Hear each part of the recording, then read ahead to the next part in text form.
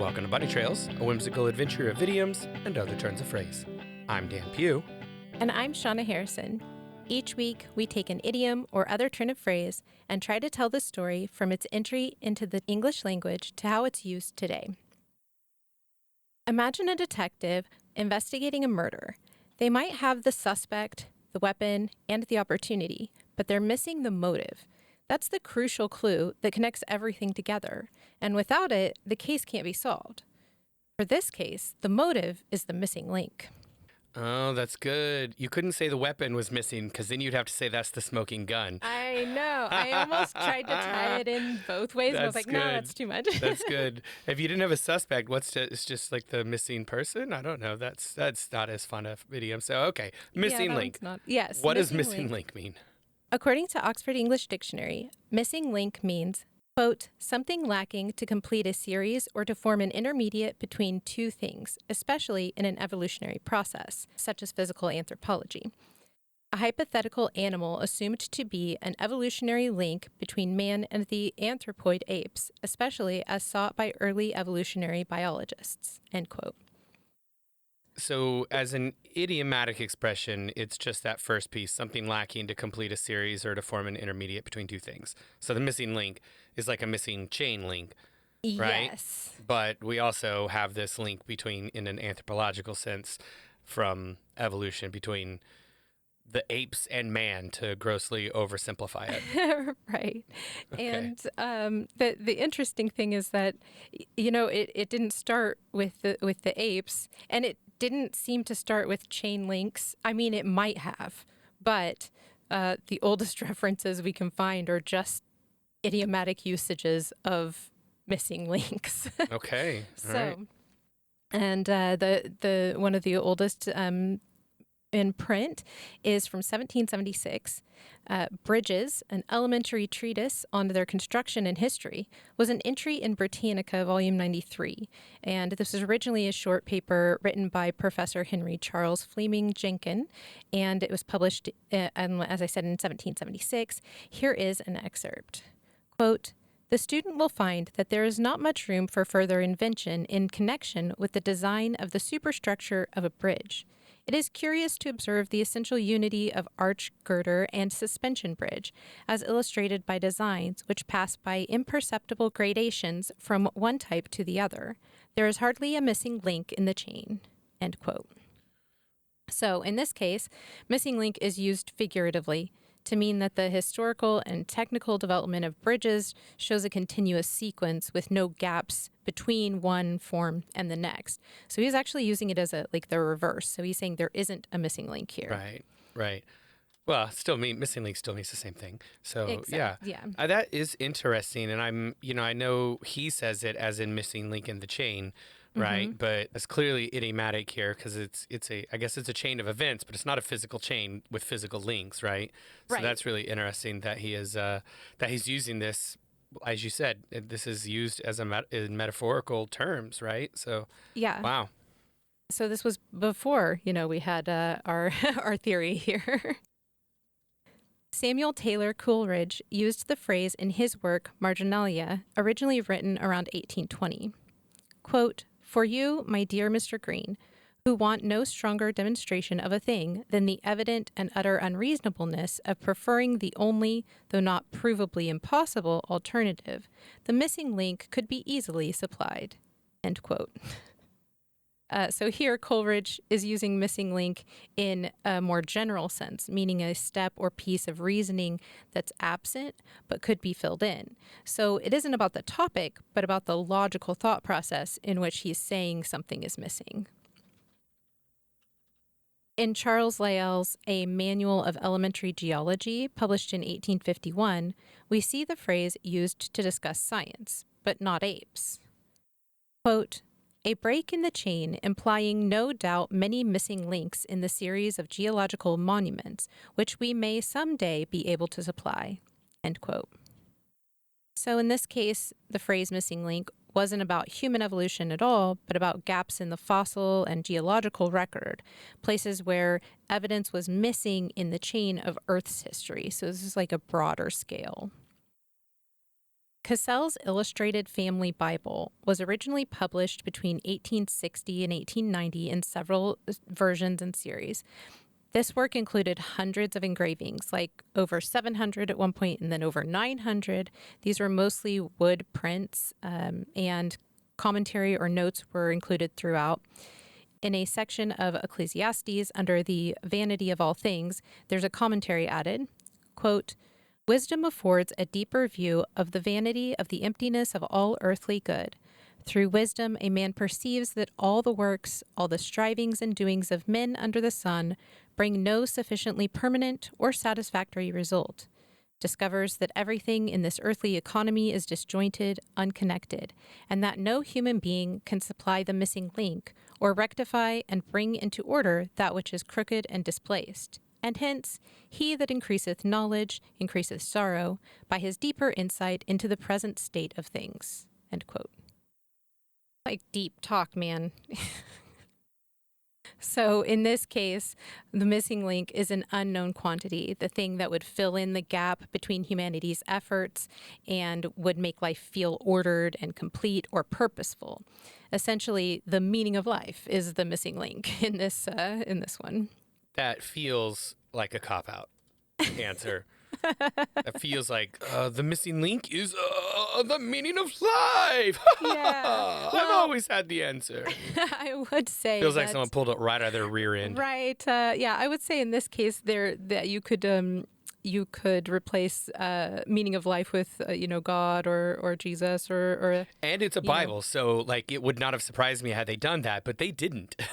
Had they done that, I would not have been surprised at all. I wouldn't even said anything. That was his commentary. So, I mean, maybe, I don't know what the Bible part of it was saying, but this was what he was saying. Interesting. Yeah. In the Chemical News, in a segment from the British Association for the Advancement of Science, in the president's address, we find the term used, and here is some of the text. Quote, "I am acquainted with some who, when the first transatlantic cable was proposed, contributed towards that undertaking with the consciousness that it was only an experiment, and that subscribing to it was much the same thing as throwing their money into the sea. Much of this cable was lost in the first attempt to lay it, but its promoters, nothing daunted, made 900 miles more cable and finally laid it successfully in the following year, 1858.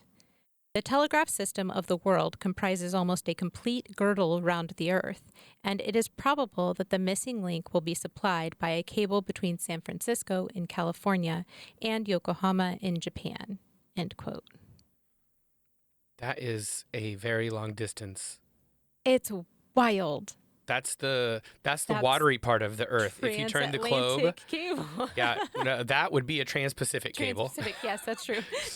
And that's what I mean is the distance, like you go from New York to Europe, under the water is a shorter distance than going from California to Asia. And it's like 3 times as far or something.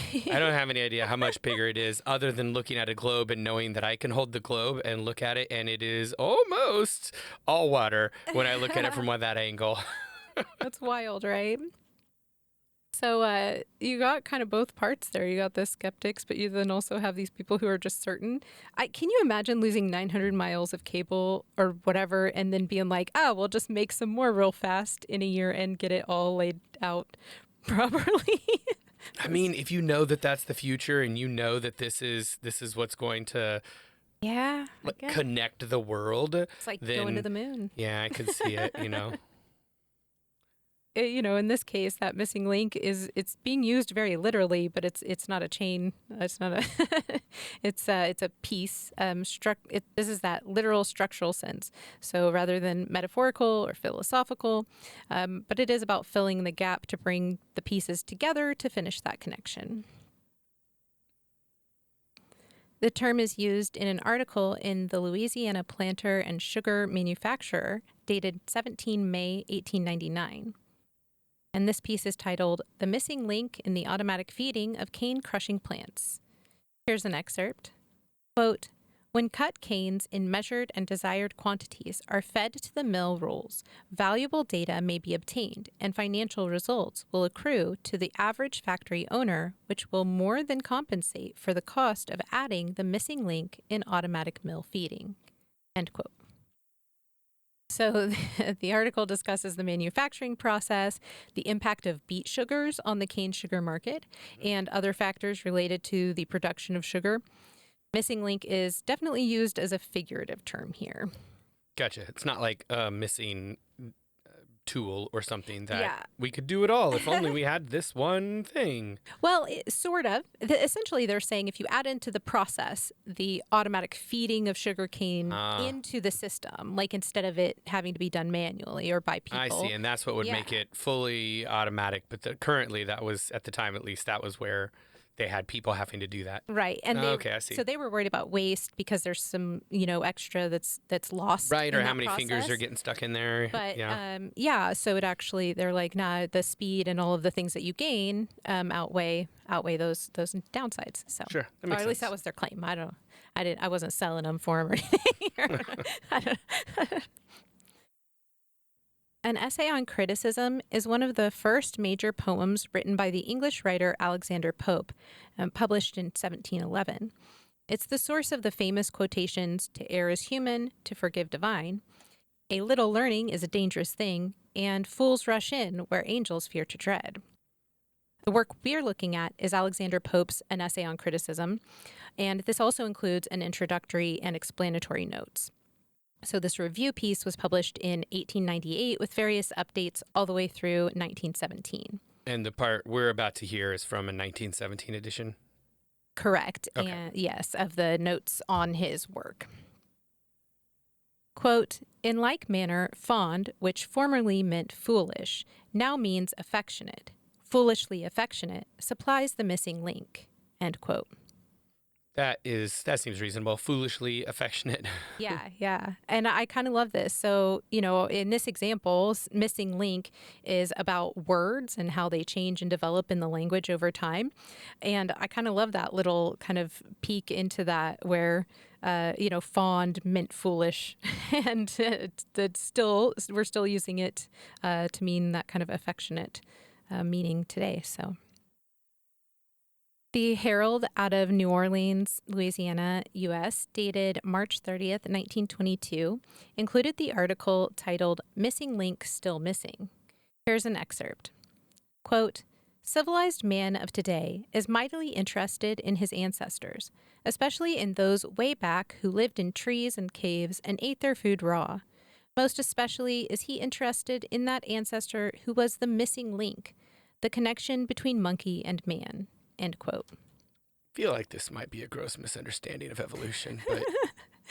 So the accompanying images with this article included sketches of various types of skulls from like Neanderthals, hominids, but now is actually a good time to quickly give some info on this concept related to the connection of modern man to apes or former man, proto-man. So the idea of a single missing link is pretty misleading. Human evolution wasn't a straight line from ape to modern man. It was more like a branching process with many species coexisting at different times. And each fossil discovery, whether Neanderthal, Homo erectus, or Australopithecus, they add a piece to the puzzle showing like these gradual changes in anatomy and behavior.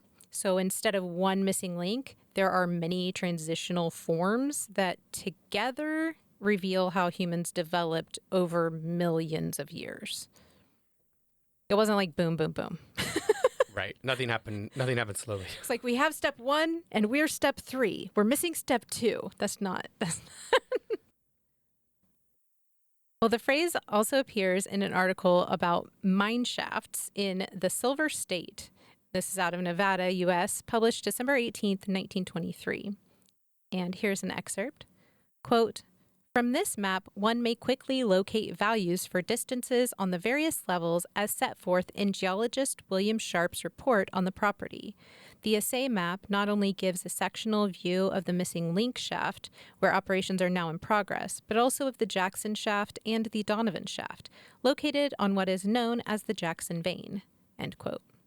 just named after people who found them, basically, or owned the property beforehand, or that kind of thing. So it was some sort of a half monkey, half human that found this one, huh? Not at all. So this article describes a district notice that includes 2 maps, one showing the Red Hill Florence property and surrounding mines, and another an assay sectional map of the mine itself. The sectional map is the one that was described in that excerpt. Work was focused on the missing link shaft, meaning that they'd been putting all of their effort into that, to expanding and structurally supporting that particular shaft. Rich ore had already been found at the 200 and 300 foot levels, and they were hopeful that by extending the shaft to 500 feet, that it would confirm the property as one of the richest in the state.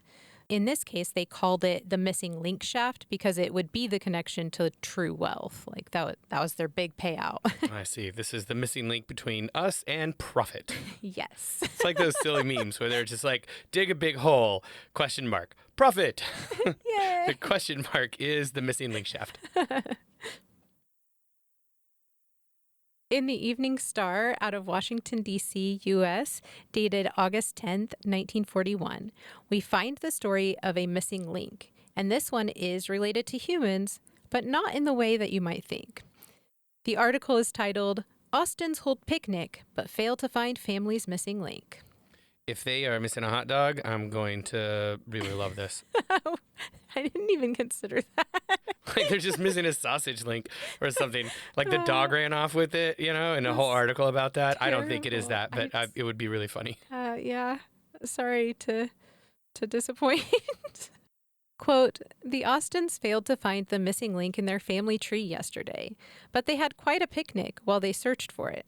About 40 of them turned out for an open-air reunion in DuPont Park, including some Georgia Austins who couldn't be found in the records of the Rhode Island branch. Most of the guests, however, could trace their descent from Robert Austin, who lived in Kingston, Rhode Island, about 1661, according to Mrs. Edith Austin Moore of Brooklyn, who was the family registrar.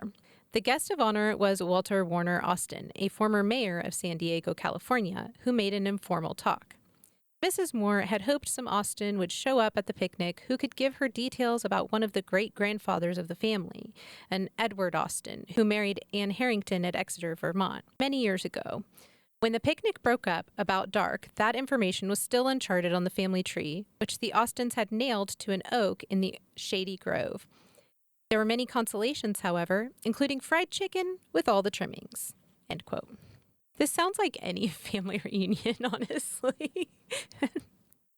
Well, we have several modern uses to cover, and we're going to get to those right after we say thank you to our sponsors.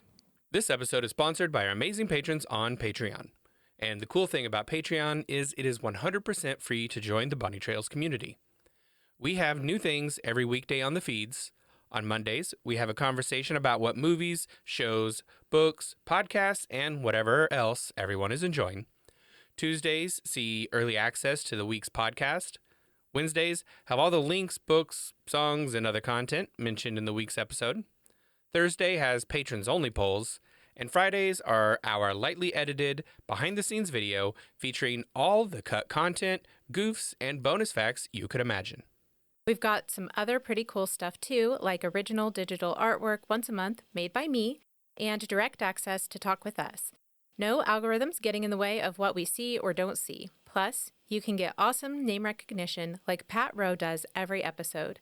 And our top spot is currently occupied by the amazing Mary Halsig Lopez. You can join the Bunny Trails community for free at Bunny Trails Pod on Patreon. That's patreon.com/bunnytrailspod. What's the Missing Link is a 2010 article on Live Science written by Remy Molina. Here's a little from the article. Quote, the technical term for missing link is transitional morphologies, or forms, and is used by paleontologists to describe important evolutionary discoveries that contain the anatomical features of both older and more recent physiology. A good example is the latest discovery of hominid fossils in Africa, which are believed to be a possible immediate ancestor to the human lineage, but not a missing link. A missing link would possess the in-between evolutionary properties of both the ancestors' original traits and the traits of the evolved descendants, hence showing a clear connection between the two. End quote. So the article goes on to describe some specifics and then gives us a little bit more. Quote, over the years, many missing link fossils have been revealed to be hoaxes, with the most famous being the Piltdown man.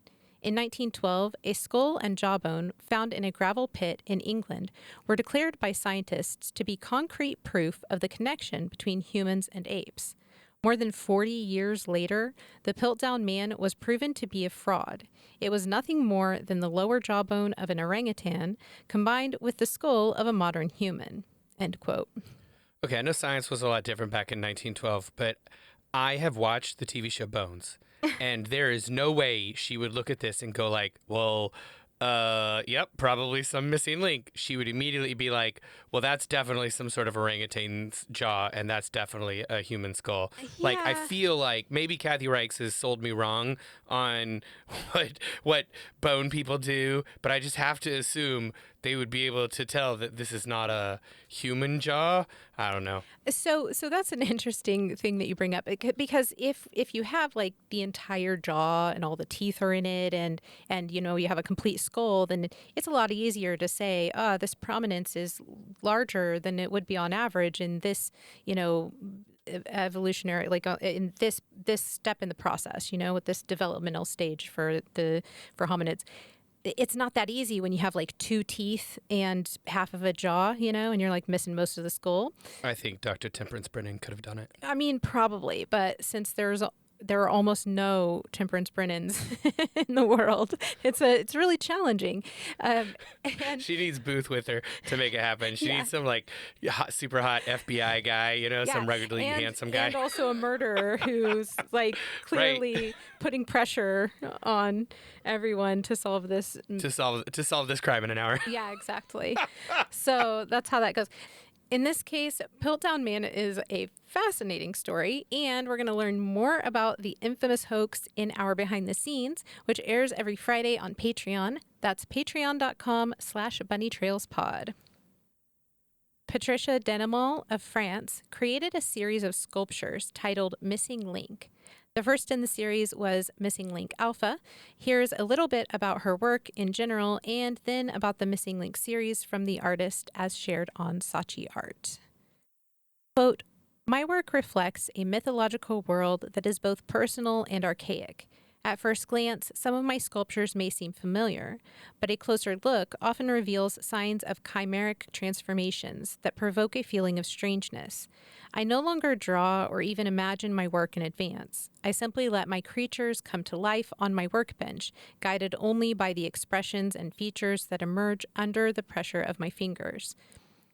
I created in 2012 like an army with 12 little ceramic busts like human monkeys or simian human beings in a mysterious council.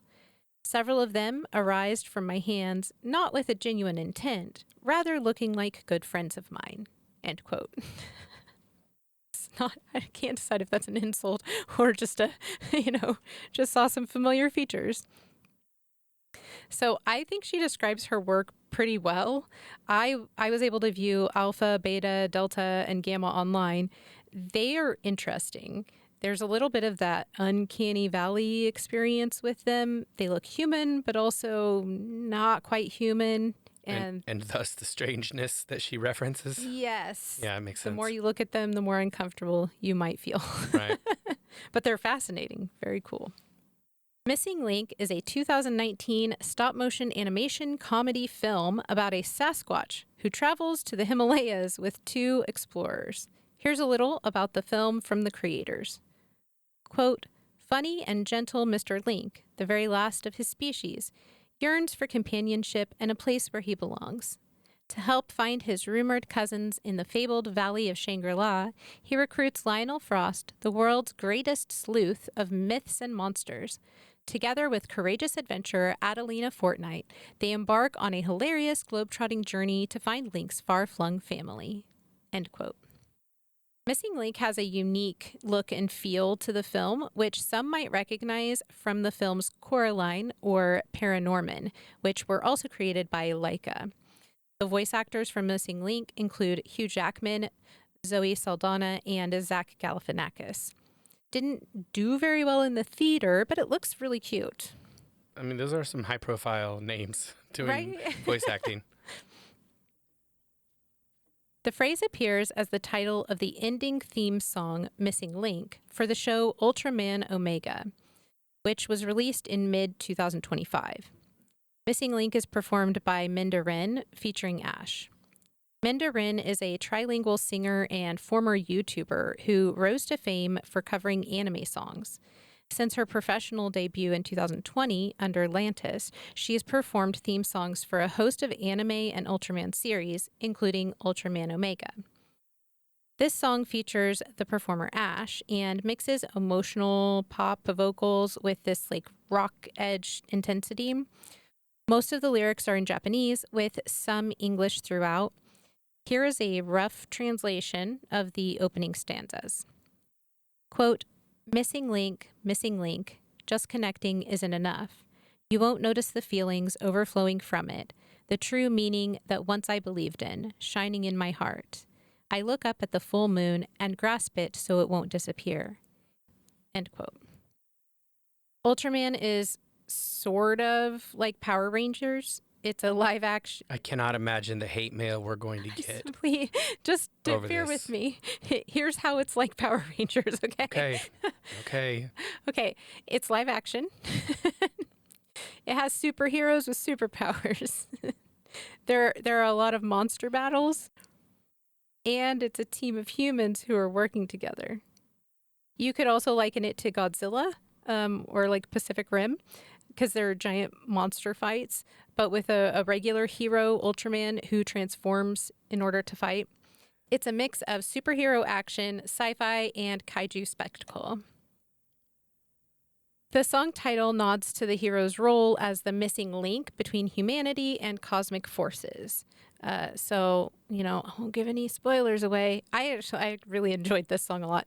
It's got a great vibe. I like how it alternates styles. It's got some really great rhythms.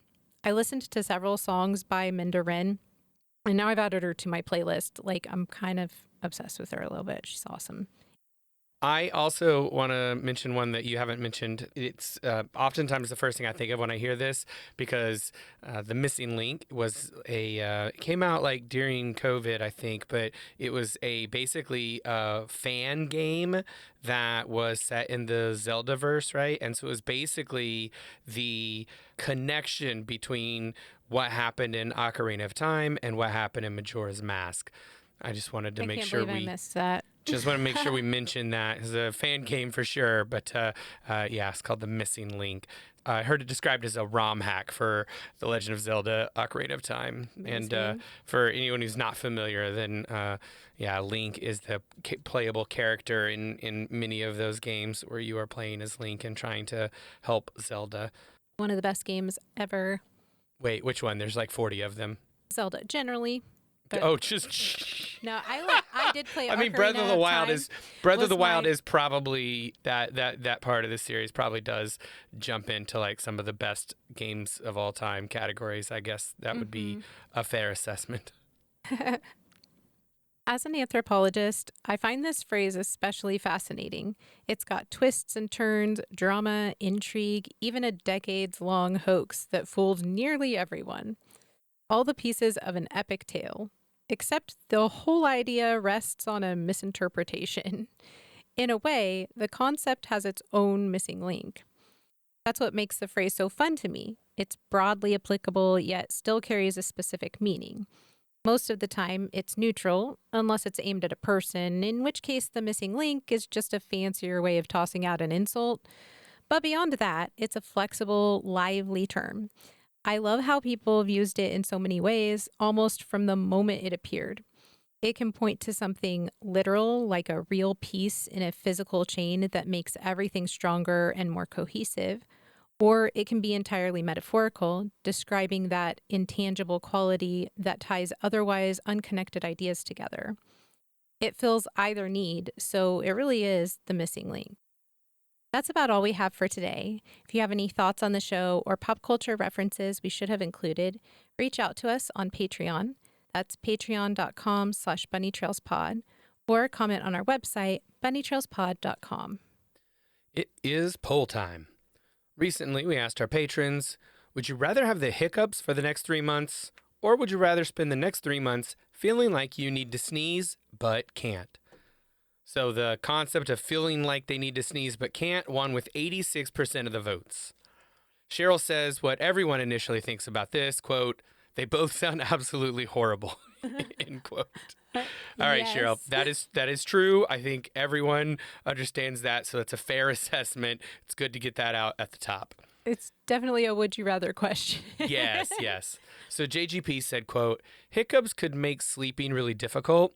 I wouldn't like to feel like I had no sneeze but couldn't for 3 months, but I'd take it over not being able to sleep, end quote. I agree, JGP. I hate having the hiccups. Also, I feel like the implication made here is I will not sneeze for the next 3 months. Even if I felt like I needed to sneeze, the change in actually not sneezing might be an improvement. So that is why I took that the least bad of the bad options as well. Mary came in with a dissenting opinion, quote, I can sort of control hiccups, but that sneeze feeling is miserable, end quote. I need to learn this skill that Mary has of somewhat controlling hiccups because, boy, yeah. But for me, I choose the hiccups, like 100%. Like, I might get a little crazy or something because I think it might get to you. But I think I would stop functioning if I never got to sneeze but felt like it tried to be there for that whole time. I mean, that's how I interpreted the question, was like you feel like you have to sneeze the entire time and you just never sneeze. I don't know. I've had hiccups for days in a row before, so at least that's a known thing for me. The sneezing or not sneezing, though, it just sounds so brutal. Well, Emily added, quote, I'm a musician. Hiccups would interfere with my job, end quote. Mm-hmm. I think the hiccups personally for me would get in the way of my teaching and lecturing as well, for sure. Alan also had a similar thought, quote, same here. I can't very well teach with constant hiccups, and my voice lessons would be a complete waste of money, end quote. All right, fair enough. Fair point. Well, as a reminder, our silly polls mean absolutely nothing and are not scientifically valid, and patrons of all levels, including our free tiers, can take part. Head over to patreon.com/bunnytrailspod to take this week's poll. Thanks for joining us. We'll talk to you again next week. Until then, remember, words belong to their users.